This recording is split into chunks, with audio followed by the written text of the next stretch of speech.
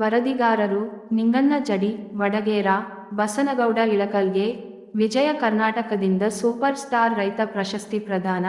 ಇಳಕಲ್ ನೀರಾವರಿ ಸೌಲಭ್ಯ ಇಲ್ಲದಿದ್ದರೂ ಒಣ ಬೇಸಾಯ ಪದ್ಧತಿಯಲ್ಲಿ ಕೃಷಿ ಮಾಡಿ ಉತ್ತಮ ಫಸಲು ಬೆಳೆದಿರುವ ಯುವ ರೈತ ಬಸನಗೌಡ ಪಾಟೀಲ್ ಇಳಕಲ್ ಕಾರ್ಯಕ್ಕೆ ರೈತರು ಸಾರ್ವಜನಿಕ ಮೆಚ್ಚುಗೆ ವ್ಯಕ್ತಪಡಿಸಿದ್ದಾರೆ.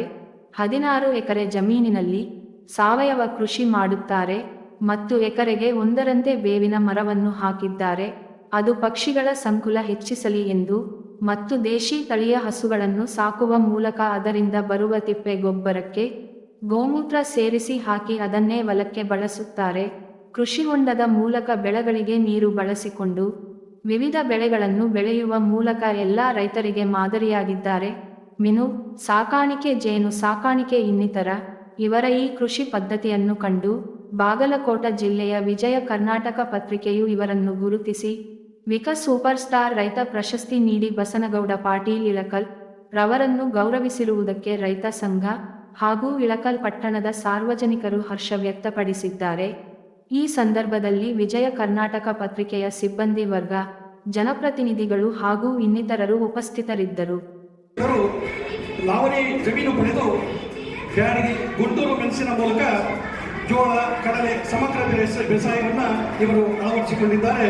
ಶಂಕರಗೌಡ ಪಾಟೀಲ್ ಅವರಿಗೆ ವಿಜಯ ಕರ್ನಾಟಕ ಅಭಿನಂದಿಸುತ್ತಾರೆ.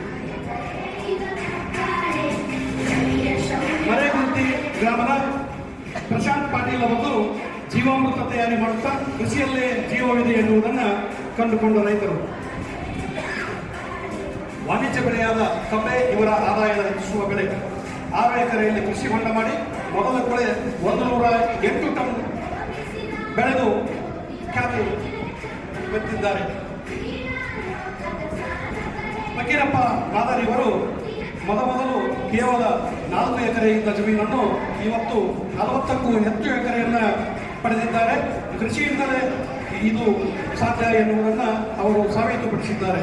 ಕೆಳ ಹಂತದಿಂದ ಕೃಷಿಯ ಮೂಲಕವೇ ಮುಂಚೂಣಿಗೆ ಬಂದ ರೈತ. ದಾಳಿಂಬೆ, ಪಪ್ಪಾಯಿ, ಬೇರು ಬೆಳೆಗಳಲ್ಲಿ ಇವರು ಪರಿಣಿತರಾಗಿದ್ದಾರೆ.